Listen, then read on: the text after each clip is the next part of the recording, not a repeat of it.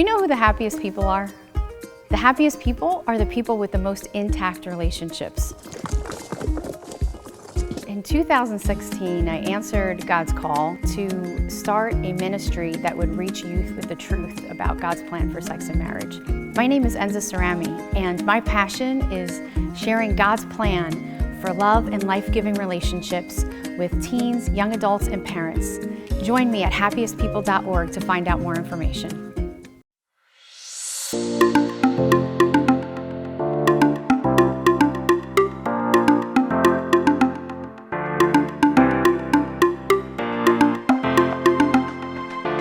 Hi, we're Mike and Alicia Hernon of the Messy Family Project, and we are thrilled to be with you today. Now, we'd actually rather probably be at the Jersey Shore right now than stuck in a landlocked state like Ohio, where we live. Exactly. So I grew up in the Philadelphia area, and Mike grew up in a suburb of New Jersey called Long Island, New York. So basically, both of us are used to driving through New Jersey very often to see each other when we were dating, but New Jersey is an amazing, beautiful state. Great New Jersey Turnpike, so convenient. But anyway, we are very, very excited to be here, though we wish that we could be with you in person. We are parents of 10 children. We are grandparents to 3, with actually 2 more on the way in the fall. And we have a Catholic ministry to families called the Messy Family Project, and we're so glad to share with you today. So today we want to talk about growing your family culture. And I don't know if you've heard of this term before, but there's a kind of business guru, Peter Drucker, who says that culture eats strategy for breakfast, right? So that culture is so important to a business, but it's also so important to our homes, to our family life. Your home's culture is more important than the rules you have, the schedules, the chore charts, any kind of system or operation you have. As good and as important as they are not more important than the culture within your home. We need to be very careful about the culture that we're creating and stewarding within our home, because it's a powerful communication tool for us, right? When we travel around the country, we're speaking with families, and one of their chief concerns is about protecting their kids from the influences of the world, right? And we have $1 billion tech industry kind of going after our kids. We have all these things that are going on, whether it be in social media or TikTok videos, or just even comments from other kids and other influences out there.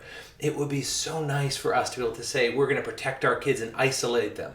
But one, it's not a reality, but it's also not healthy to put them in this bubble, right? We don't want to do that. That's not our plan. So what is a Christian family to do? How do we instill in our children real Christian maturity? How do we teach them to really engage and be a part of this world but also not being a part of this world, right? So the answer is your family culture.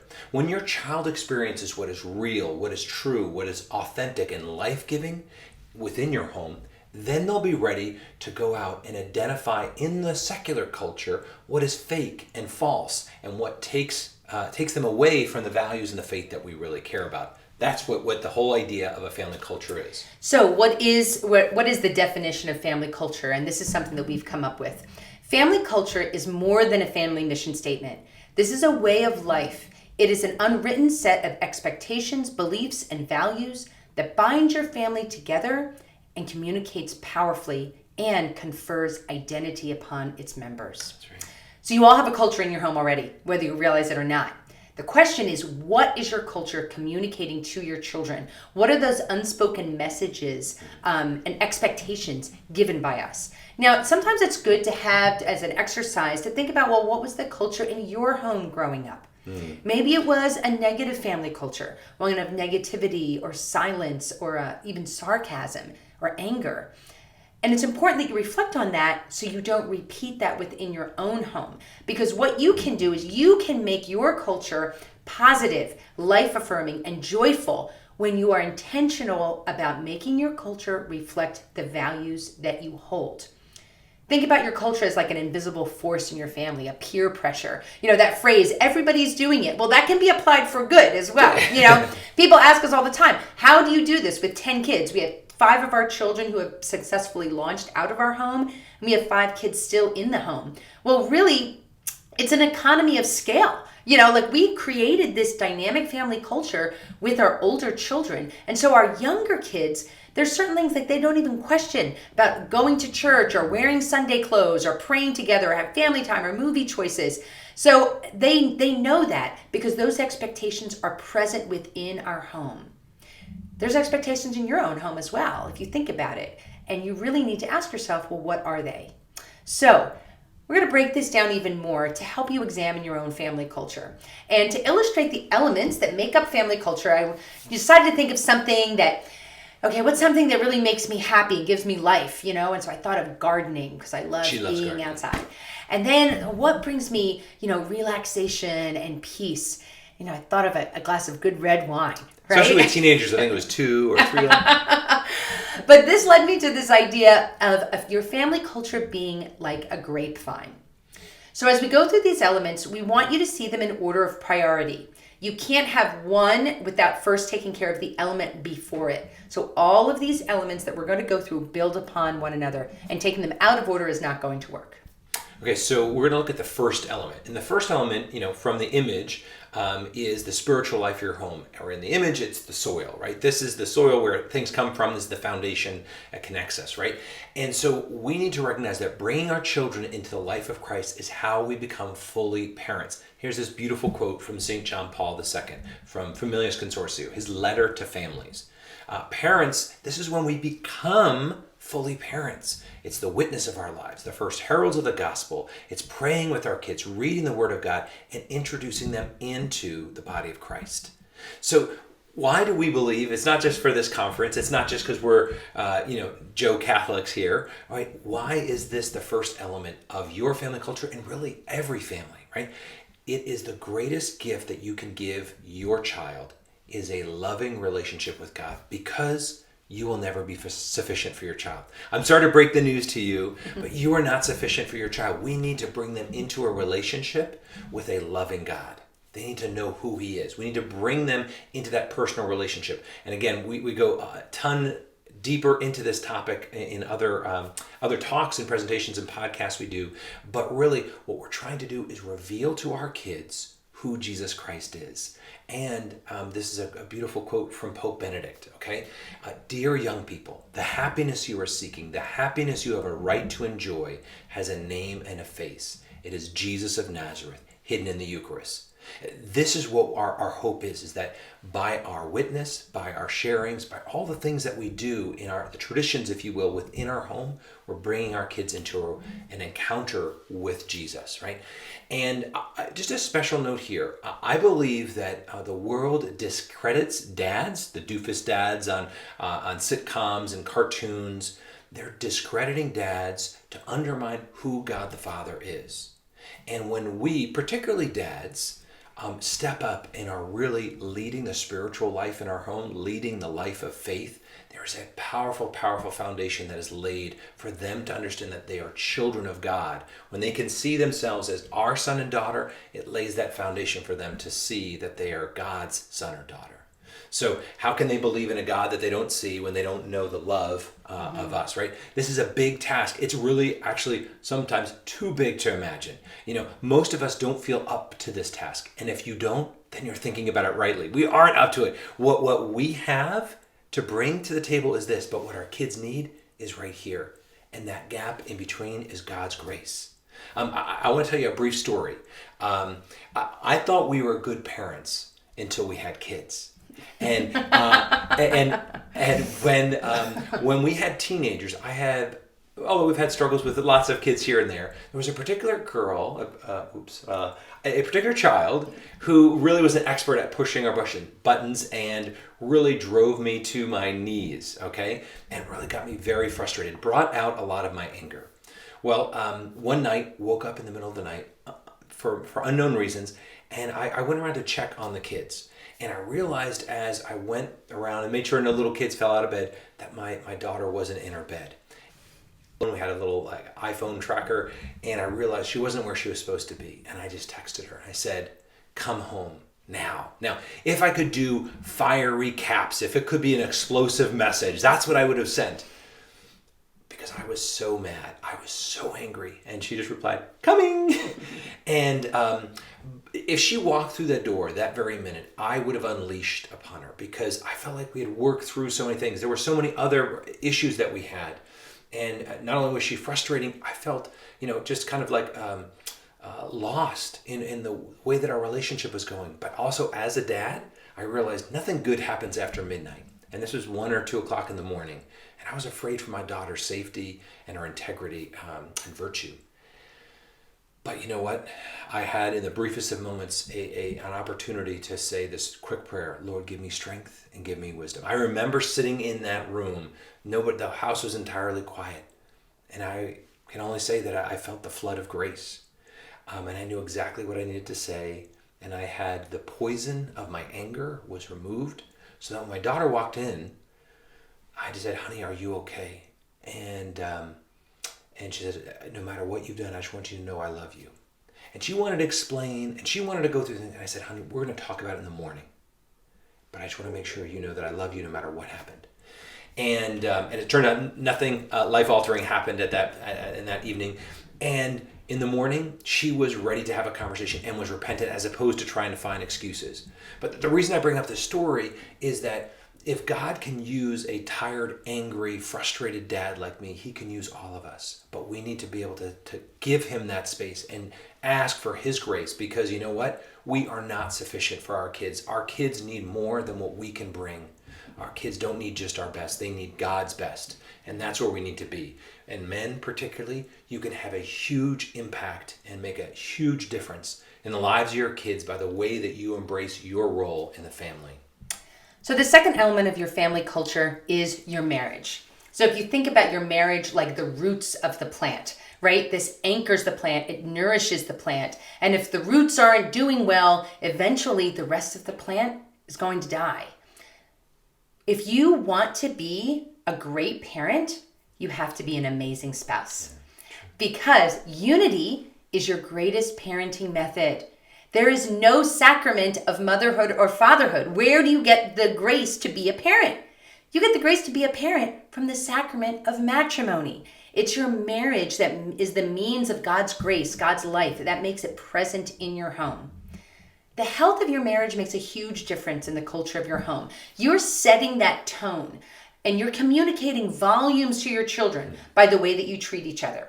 Your teamwork, respect for each other, even your romantic love for each other, is teaching your children about relationships, love, marriage, more than anything that you could ever say. So really just loving your spouse and making that evident to your children, that's giving your kids a sure point in their home. Their psychological, intellectual, and spiritual development for your children is greatly affected by loving your spouse as God calls you to. And we have to take time for each other. I know children always have problems that are urgent, that are always demanding our attention, literally screaming in front of you, right? The kids' needs are screaming in front of you. But you have to give your spouse that time and that priority to really love those children and to have the grace you need to love those children. You can't say your spouse is a priority if you're not giving them your time. Time away from your household tasks and children is a fundamental source of renewal for your marriage. So take that time for your spouse and to renew that well. And the third element, again, as you kind of see this priority building here, going from our spiritual life, our marriage, the primary foundational relationship in the home. Now, the third element is the system of relationships, all the relationships in the home, beyond just mom and dad, but mom and dad with the kids and the kids with each other. People say my kids don't get along. Well, you know what? Of course they don't. That's our job, right? Our job is to help facilitate you as a parent the right relationships within your home, the relationships with each other and your kids with their siblings, right? Kids need to learn how to practice. That's what we're doing here as parents in the home, is practicing and training them for healthy relationships. The family is where children learn how to be human. It is where they learn how to respect and love other people. It's where they learn to discover their place in a family story larger than themselves. Our children are welcomed into our home, but they are not the center of the home. They're part of a system. They're part of a culture and a community that is larger than just themselves. And one of the essential elements of living in community is learning how to forgive. That's something. So I come from a family of 10 myself. from the Doman family. And within my family of origin, my parents taught us how to practice forgiveness. They actually gave us the verbiage to say, I am sorry for this. And then you have to name what you did. It was wrong of me to do that. So you need to say that what you did was wrong. And then ask, will you forgive me? So that little formula, practicing that over and over, it actually becomes easier. The more that you practice that, the more that you learn how to ask forgiveness. And that's something that we do even with our children. Right. When I sin against my children through my anger or sarcasm or whatever, for me to ask forgiveness for them, I'm modeling for them, this is how you live in community, in this community that is your family. And last, as far as relationships, it's so important to have fun. Right. It's so important just to have fun with your children. Kind of like greases the wheels in the family motor, if you will. Because if you're going to pray with your kids, you have to play with them. So wasting time with your children, having family fun days, taking each child out one-on-one with mom or with dad for special time really communicates your love for them and your investment in that relationship more powerfully than any words that you can say. The fourth element that we want to talk about in part of your family culture is developing the giftedness or their calling for each of the persons in the family. This is symbolized by the fruit, right? And oftentimes the world sees this as our number one goal as parents, to produce some academic or high-performing, kids. That's our job as the world often sees it. Now, don't get me wrong, that is part of what we do, but there is no... we oftentimes will go out and we'll be hunting down the perfect coach or the perfect teacher or getting, the perfect school for them. All these different things. And sometimes I feel like as parents, we're simply shuttling. We're taxi drivers or shuttling people or Uber drivers or whatever. Getting our kids to all these activities and functions and lessons and so forth. And again, one of the objectives of the family is the full flourishing of the individual, their own giftedness, their skills, their talents, their strengths. But this is number 4 on the list. Right. And this needs to be seen in that priority order so that parents get sometimes pulled by trying to keep up with the Joneses into thinking this is more important than their marriage or more important than their relationships when they're home or more important than the spiritual life of their home. And it's not. And so if you end up seeing that you're investing in your child, if kind of a high performance kid, if you're investing so deeply in that it's contributing to your child becoming more self-absorbed, then it's the opposite actually of discovering their giftedness. Because what we're trying to train our kids is that these gifts, these talents that we've all been given are for us to be given away, to serve others. And that's the way we want to orient this. Whether they're very athletic or whether they're musical or whatever their gifts and talents might be, we want to call them out and challenge them and help them grow and invest, in developing those things. But we also want to take those gifts and make sure our kids know that they're meant for the service of others. They're meant to be given away. There's something that has been given to them so that they can share with the world. Keeping this element of the family culture in balance and in priority order with the others, that will bring peace to your home. When people are struggling to find time for all the things that they're trying to do, they often can look at this and say, are we keeping this in balance? Are you living a life that's in balance? So the fifth element of your family culture is family operations. And this is like the physical needs of the home. And we use this symbol is the leaves, right? So this is like the practical side. So leaves are needed to collect rain and sun and make food for the plant. And without the leaves, the fruit can't grow. And this is really in a way where the rubber hits the road in our service to each other. I mean, think about it. You know what the cry of Satan was? What did Satan say as he was thrown out of heaven? He said, I will not serve. Isn't that our temptation sometimes? We get so tired of making dinner every night, for 27 years, making dinner. But this is how I am laying down my life for my family. But as I do that, you have to realize that the culture within your home should not be the slaves to the children. That's right. Okay? Everyone should be contributing. This is something that we do together. This is how, again, that image of community. You're not there taking care of all of your 2, 3, 4, 10, 8 kids. They're all working together. Mother Teresa, St. Teresa of Calcutta, taught us, do small things with great love. We can bring beauty and life into the world by our homes and by our examples. So it's so important to live that ordered life, because it's important to have good food and a beautiful home and a beautiful outdoors and healthy children who are wearing clean clothes, right? And have stuff to make their lunches in the morning. But that balance can be difficult. But it is important to do for the world and for your family, because your family is important to the church and to the world. So if you want to go out and change the world, we need to begin with the family. This is a great quote from Archbishop Chaput, former bishop in Philadelphia. The family is society's most important entity. All other cultural units are based on it. All other cultural units are based on the family. If the family is the foundation of society, then strengthening family life is the surest guarantee to a healthy culture. That's what we want. So many times we can get so caught up in all these things around us in the world, things that we want to change, political, economic, all these kind of big issues, and that's really important. But St. Ignatius of Loyola had this challenge for us, that the devil will use that which is far off to distract us from that which is near and that we can control. The family is something that we all can control. Our family, as we can have the greatest influence and impact in our marriage and in our home. And if we really are investing deeply in our culture and really thoughtful and intentional about the traditions and rituals that we have, we are going to change the world by simply embracing family life. We believe that this is the age of the family. Did you know research shows people started losing their faith after the family started breaking down? So think about it. If that's how we lost the faith, wouldn't it make sense that the opposite would be true? That if we renew and revive Catholic family life, that we will renew the church? That's right. I mean, do you think our church is in crisis right now? Do you think that God knew about this crisis? Yes, of course he knew that. And he has been preparing the church, us, for this moment.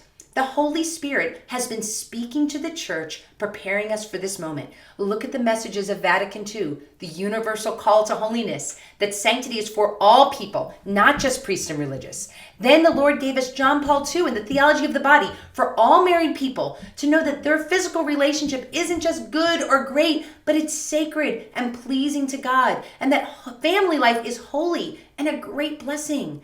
And he's given us the little flower and Mother Teresa to teach us that we can become holy right in our homes by doing these little things, by loving that person right in front of us. And this is one of our favorite quotes from John Paul II. Each family finds within itself a summons that cannot be ignored, that specifies both its dignity and responsibility. Family, become what you are. So how do we as Catholic families change the world? It's by embracing who we are as a mom, as a dad, as a husband, as a wife, as children. By simply stepping more fully into these roles, that's how our family will be transforming the world. And these simple things, these rituals, if you will, of the home, these traditions that we instill, when we look at these 5 elements, when we instill those traditions within our home, these are really pegs, if you will, in the minds of our kids that are implanting kind of a habit of who we are. And this is how we confer the identity on our kids. This is how we say to our kids, this is what it means to be a member of our family. Now, we're part of a universal family, the Catholic Church, but we're also part of our family. And the more that these traditions hold us together, they're going to tell our kids, it's okay that you're different than the world. It's okay because, one, it's fun, it's life, and it's where we're coming to know who we are in relationship to the world. This is a power that we as parents have. It's our secret weapon that we want you to embrace. So I invite you to take some time to do the worksheets that we've provided for you, and ask your spouse to do this with you and start a conversation about your family culture. This is the beginning of something powerful for your family.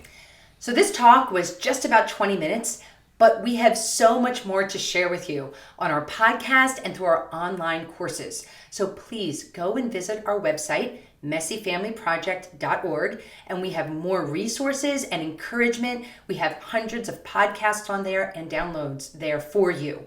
So if you use the handout links in this talk, like Mike said, use them to have that conversation with your spouse about your family life and how you can build an intentional family culture. We really want to continue this conversation with you and transform our world for Christ. May the Lord bless you and keep you.